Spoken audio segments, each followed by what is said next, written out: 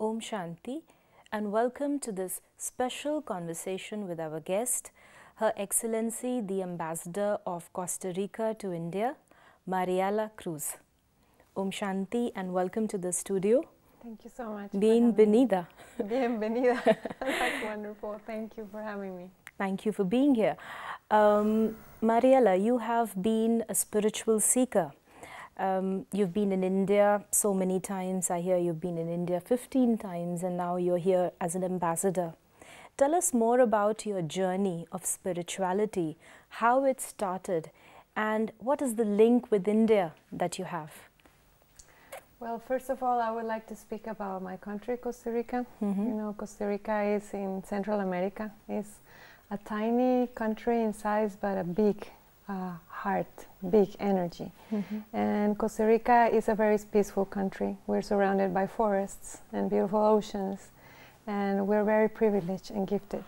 And I was born there, and you know, I had the normal life. I became a lawyer and then started having children. I'm a mother of 7 children. Mm-hmm.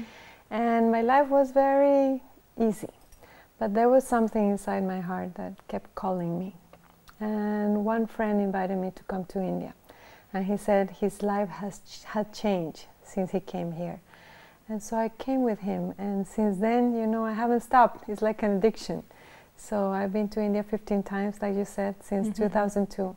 I came here for the first time, Mm-hmm. and it just keeps getting better. Mm-hmm. And maybe because of the connection that you now have the opportunity to actually stay in India as the ambassador. Well, my dream was to live in India, you know, Mm-hmm. and I cherished that dream, but it was only in my heart, and I never thought it would be possible, you know, because I have a lot of responsibilities with my family.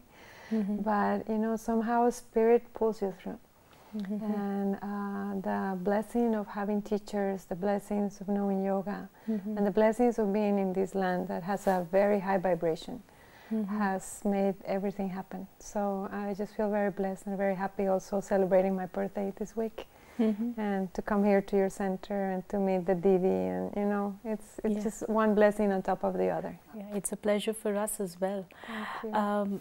Mariela, you shared that you have been a mother of like 7 children. You're also in a leadership role right now.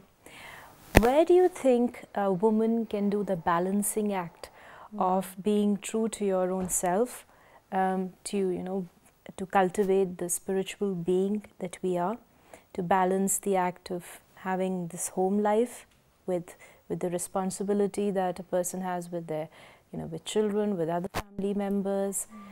In the professional field, we understand in the embassy it's not easy. It has its own pressures. So where does one find that balance? You share about your experience. Well, I think as women, you know, we have this role in the modern times Mm-hmm. to bring in knowledge, to Mm-hmm. bring in wisdom. But first we need to find it ourselves and Mm-hmm. search for it. So that awareness of going within, I think, is the most important thing that I have learned here in India. Mm-hmm. I have learned that sometimes the superficial looks chaotic, but deep down there's a deep silence. Mm-hmm. And that's what I have learned here, you know, in a market, in Chatney Chowk, for example. I can go now to Chatney Chowk and be really happy there. Mm-hmm. And before, everything used to pull me out. Mm-hmm. And now I know that if I am like inside settled, everything settles. And as women, you know, we're the mothers, we're the source, we're the center of the family. Mm-hmm. So if the woman is center, the family is center. If the woman is center, the community is center. Mm-hmm. And we're facing a lot of challenges right now. Like Mm-hmm. environment is a big one. Mm-hmm. Women empowerment. All these women coming out. They Mm-hmm. need support, you know. Mm-hmm. Young women that want to make their dreams come true. They need support from us and from Mm-hmm. the teachers. Mm-hmm. So I think it's very inspiring to see this new generation of women, really amazing, smart, creative young women that want to come through and that are really honest about their purposes and that also want to bring new things to our planet. Mm-hmm. I think they deserve an opportunity. So actually I'm just like very impressed and very excited for them to just watch them. You know, I watch my daughter and she's such a wise woman. Mm-hmm. I learn from her every day. And like her, many more. that are coming through. So I think the secret is to go within and tap into that silence. And when you're in that silence, you know, true ideas come to you. Not your own emotions or your own reactions. But, you know, when you're settled in that silence, then you can really listen. And, you know, however you want to call it, God, Goddess, Lakshmi, Rama, Shiva, you know, it doesn't really matter, has a strong message for each one of us. And to be able to listen, that's, you know, what India has taught me. Beautiful. So, you know, the experience which you shared, and this is what we believe in, to understand and to tap that silence that we already have. And when you go to Chandni Chowk, and if you're silent inside, it doesn't affect you. Tell us more, how do you cultivate that in your busy schedule? I'm sure you have a busy schedule, you have to meet a lot of people. How does it happen for you? Because there are a lot of working women, a lot of people who are, you know, who have got a full-time job. They always give this alibi that, you know, we have a lot of work. It's very difficult to take time out for the self. Well, I think in this, women, we need to be a little selfish. Because if we are doing good, everyone around us is doing good. If we are off center, everything starts like, it's like a shipwreck, you know what I mean? So being selfish means taking time for yourself, taking time, you know, to understand who you are, what are your actions, why are you doing that, where are you, who are you sharing your life with, which relationships you need, which relationships you don't need anymore, and being really picky about who you let into your life and what you put your energy on. So I think for me it's like a daily thing of doing priorities, because there's a lot of like things that I could do, but some things are more urgent than others. And also taking actions that really manifest my intention, my purpose in life. And how do we find our purpose in life? That's a very big question. And when I came to India, I had no idea. I was just searching for something. But you know, I came from a very squared formation as a lawyer, you know, and I really tried to be a good lawyer. I did 3 master's degrees in law. And I was really studying and going for it, and then suddenly I felt very empty inside. And I said, you know, there's something missing in my life. And that's why, you know, India has had so many answers for me. When I found my teachers, when I found my path, you know, I practice Ashtanga Yoga, and I've been doing that for 15 years. So every morning I take 1 hour just to go to my mat and just feel what is happening, what is important, and what is not so important. And the day I try to do something for someone else every day. Even if it's a little thing, you know, that I can think of someone, just call them or say, you know, how are you? What is happening? Can I help you in something? Then when I go to bed, I feel, you know, happy, because that day left a mark. So as women, I think we need to take time for ourselves and listen to ourselves, because we're such good caretakers, you know, we're always like holding everybody around. But if we are not holding ourselves, nothing works. That's my experience with this big family. You know, I have 6 sons, 1 daughter, and now I have a grandson. So there's a lot of people revolving around me. And I know that if I am happy, everybody around me is happy. If I am down, everybody around me starts like... So it's a matter of taking responsibility also, and choosing to be yourself. It's a wonderful message that I think you've given to everyone, because it's not being selfish. I think it's when we realize the importance of our well-being, the effect that it has on other people. I think we can start taking care of ourselves, you know, better. And the way you said that, you know, you need to prioritize, because we have a lot of things, and in this age we have a lot of things coming on to us. And we need to really choose what we need to do. And of course, doing something for someone every day. We are living in a time, at this particular time, when we look at the news, there is a lot of turmoil going on, you know, in every country, almost every society. Somewhere there is a war happening, there is an emotional disturbance, there's an economic disturbance. Where do you think where there's so much of disturbance outside. How does spirituality fit in the present time? Well, it's all about vibration. It's all about vibration. So if our minds are vibrating in lower levels, you know, we're going to create havoc around us. And no matter how nice we look, no matter if we buy the best things for us, if we have the Mercedes-Benz, their park, if our mind is not at peace, we cannot be happy. So I call it simple life, high thinking.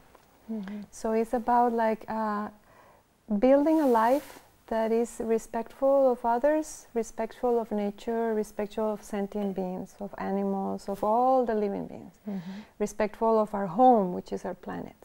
And once there, you realize you don't need much to be happy. You know, you need a place to sleep, some food, not too much, because overeating is a problem also. You need a spiritual practice and love. And if you have those 4 things, you're basically super happy. And if you are with people that honor you, that respect you, and with good friends, what else? You know, like accumulating stuff is not gonna do anything for us. So in the past years, you know, as I have dove deeper into my yoga practice, I have started releasing a lot of like stuff, like clothes, shoes, furniture in my house. You know, my house used to be like this storage house. I was trying to to keep my past there somehow, and now like that art of letting go and the muscle to release and to know that God or love provides everything we need every moment. She's listening to us every second. So we are never going to be in need. We are basically taken care of. We just need to trust. And like coming to India, to live here in India has been a big leap of faith for me, because I had to leave my family behind, my little children. I miss them very much. But I knew there was something important for me to do here for my country. And even though Costa Rica is small, as I said, in size, it's big in its message. What is the message of Costa Rica? Live simply. We call it pura vida, pure life. What is a pure life? We go to the ocean. We take the sunshine. We have a coconut. And that for us is life and is happiness. So learning to live like that, I think for all human beings, is like a relearning of everything we have been taught. You know, you need to accumulate to be happy. You need to make money to be happy. I mean, money is necessary, but money is just an energy. So you can use it, you know, to help other people, or you can become like a miser. It's your choice. So ultimately, it's all about our choices. And if we choose from our higher intelligence, there's always going to be more love in our path. Mariel, when you are working as a, you are in a leadership position and you are coming in contact, I'm sure, with all sorts of people, is there any challenge which you face? And the challenge that you face in your work life, how have you overcome with the power of spirituality? Did you have an incident? Like coming to live in India has been challenging for me, because I had always traveled here as a tourist. You know, I would go to my yoga school, stay there for a month, surrounded by other Firengis, and go back to my country. And, you know, I was like in a bubble. But now that I have come to live here in India, and I have been living here for more than a year, what I usually, when I meet someone, I just open my heart. You know, I have no like concepts of, you know, this person is Indian, or this person is German, or this person, you know, we're all human beings, and we're here for a tiny bit of time, maybe 100 years, who knows. And if that time we can connect with other people, then life becomes richer. If we start making like differences, oh, you know, they don't speak my language, or they don't know what I like, and that separation is all constructed in our minds. So if you think about it, all the wars, you know, everything that is happening is because of that mind construction. So that's when I come into this position of leadership, and I realize everything sources from spirit. Even politics should source from spirit. Next week I'm going to deliver a speech in this beautiful, amazing university, Jindal University, that is close here. And it's a forum about mysticism, spiritualism, and politics in the global age. What about that? Isn't that amazing? Know that everybody's understanding that the foundation of everything we do is spirit. As you were telling me before in the museum, you know, when we identify with these bodies, when we identify only with the mind, then we run short. But when we understand who we are and who the other is, there's actually no others. You see, we're all the same energy.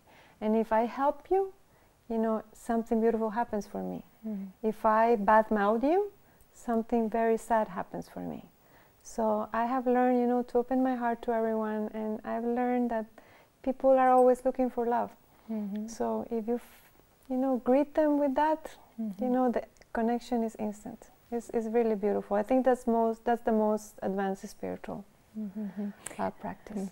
And it helps you to connect with everyone irrespective of their nationality or their language, and there is no barrier. And I'm sure the way you are connecting, I mean, with all of us here as well, is it's not that you're meeting for the first time, but there is a deeper connection, a deeper spiritual connection that you can find with every human being.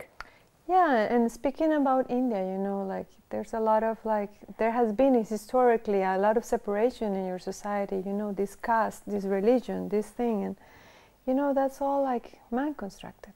You know, we're all the same, and you know, I may have been raised as a Catholic, and when now I speak with my Muslim friends, with my Hindu friends, with my, you know, we all share the same love for something higher, however you want to call it. So it's embracing everyone and everything beyond the tag, beyond the brand, you know.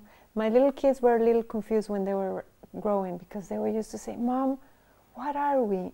Are we Catholics? Are we Buddhists? What are we? I have to say it in school." And I was just telling them, you know, you just keep your heart open, baby. It's gonna come to you. And each one of them has found their own connection to God. Not what the mother or the father said, but their own personal connection. And once you get that, you know, life becomes easier. Of course, life is going to be always full of challenges, and we have to do things we don't like, and you know, people are going to come at you, and that's part of the, you know, of this human existence. But if you can see everything from a deeper perspective, I think we're fine everywhere, anywhere. Even like now you saw me, I just fell down out there in the bathroom and my foot is hurting, but I'm so happy to be here with you. So, you know, it's funny, this human predicament is always like the suffering is right there, you know, and then the full bliss is always here. So learning to embrace that paradox of the humanity and the spirituality right here, right now. For me, that has been India's amazing gift to me. Very beautiful, which you said that to understand who we are and to understand the other one as the spirit that he or she is, and really that all of us have got the connection with that, the one above. You can call him God or Shiva, it doesn't matter, but to have a personal link with the one above, with God, is very important for every one of us.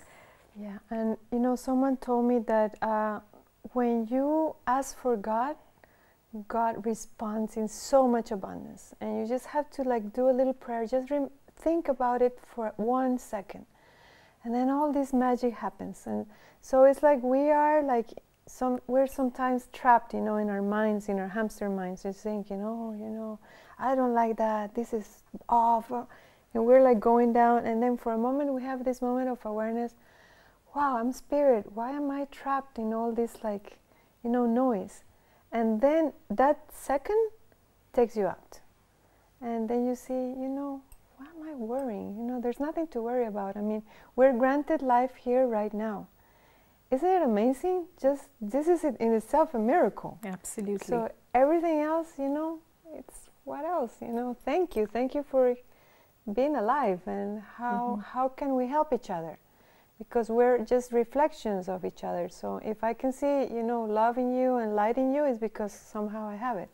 If I see your darkness, if I see your selfishness, if I am envious of you or whatever, it's because it's my perception.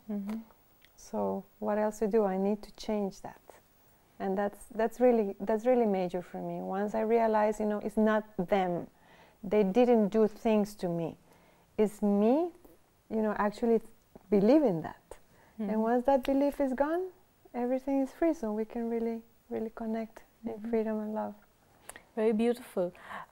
We talk about the lifestyle, the present day lifestyle, which is hectic, which is not so healthy. So what is the lifestyle that you have now embraced for yourself? We were talking a while back, and you said that you're a vegetarian for some time. So how has becoming or being a vegetarian helped you, and do you see the effect that it has on the way you think? Yeah, I have been a vegetarian, but I would not ever judge a non-vegetarian.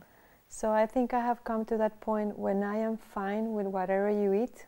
I want to go beyond that. I don't want to judge you because you eat meat. Even if you eat meat, you could be an amazing human being. And some people that are vegans and vegetarians are very nasty. I've known them. So I don't hold labels for people. I mean, you eat whatever you want to eat. I respect that. I eat whatever I need to eat. And it's beyond that. It's deeper than that. But definitely, discipline has an important part in a spiritual life. I need, as we were saying in the beginning, we need to take time for ourselves. Because otherwise, we're always on the rush. We're always like doing things or going in the internet. The internet has become really addictive. So we need to just stop, silence, go within, take our times, remember who we are, and then we go out in the world. Because otherwise we're just going out there just to contribute to more chaos. That deeper silence comes from the examples of your teachers. So we need a teacher. That's what I felt personally. We need guidance. We need someone that says, there's something else beyond that craziness. Come. And that's really like a privilege. Once you find a teacher in your life, oh my God. Once you come to India also, oh my God, a lot happens. One of my sons just came here for the first time, Gabriel, he's 20. And he said, he got the belly belly, he got sick, he was like, he lives in Germany, so everything in Germany is very neat. But then he said, Mama, it completely changed my experience of life. I want to go back. And for me, having him said that is it's an incredible accomplishment. For him as a soul and for me as a mother. Because I really wanted him to know the reality of life. We don't want to cage our children and tell them everything is fine. We want to expose them to everything and clearly expose them to all sorts of people so they understand we're all one. So it's very beautiful. For my 7 sons and daughters, 4 of them have been already in India, and I hope the little ones will come eventually. I'm sure. Mariela, as you mentioned in a conversation before, that it was with the Brahma Kumari Center that you started your spiritual journey. What is it that you've liked about it, and being here at the center, what has made you, come back here again? Wow, well, I was in Costa Rica and there were no teachers, there were no yoga studios, there was nothing. And then someone invited me to the meetings with Valeriana, was her name. And I just remember she used to sit in a chair and we used to sit on the floor. And I just remember listening to her and feeling really peaceful and happy. So that's the same vibration that I'm getting here in this beautiful retreat center. And I have dreamt several times of Mount Abu, and several friends in Costa Rica have spoken about it. So I think as souls, we have like a journey and a mission in life. And when we tap into that, then everything starts coming to us. My yoga teacher used to say, do your practice and everything will come to you. You become like a magnet of good things. So I just trust, I don't have to do anything. I'm not the doer. God is moving through me, and He's going to bring into my life the people that I need to meet. He's going to take away the people that I don't need anymore. And I just say, thank you so much. Blessings to you. And I keep moving. It's like moving in a stream, you just let go with the water. You don't want to become stuck in a rock, or you say, I want it my way. No, there's a bigger way for all of us. And once we realize that, we are unconditionally happy, anywhere, everywhere. It's a beautiful conversation which we've had, but as time is ticking, we need to wrap it up. But before that, what is your message to all the people who are listening? What is it that you would like to share with them? Your message for the audience. Well, first of all, I want to thank India for everything, and I want to encourage women in this country to empower themselves, to think, to create, and to, you know, really become the manifestation of Lakshmis, because you're all beautiful Lakshmis, Durgas, all those goddesses that inspire us so much in the West. You are the full, like, live version of it. So please come out. That's my message for women here. Please come out of your shells and bring all that love into the world. Thank you, Mariela, for this beautiful conversation, and we wish you all the very best. Thank you so much. Om Shanti. For having Om Shanti.